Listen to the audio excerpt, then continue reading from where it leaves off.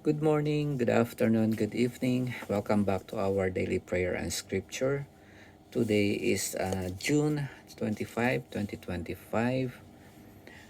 Our gospel for today according to St. Matthew chapter 7, verse 15 up to 20.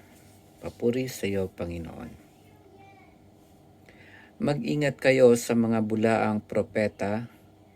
Nagsisilapit sila sa inyo na animoy tupa, ngunit ang totoo'y mababangis na asong gubat. Makikilala ninyo sila sa kanilang mga gawa. Napipitas ba ang ubas sa puno ng dawag o ang igos sa puno ng aroma? Nagbubunga ng mabuti ang bawat mabuting punong kahoy.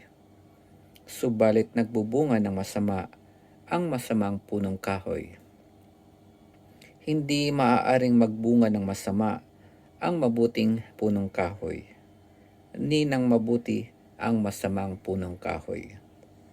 Ang bawat puno na di nagbubunga ng mabuti ay pinuputol at itinatapon sa apoy. Kaya nga, makikilala ninyo ang kanilang mga gawa, ang mga bulaang propeta.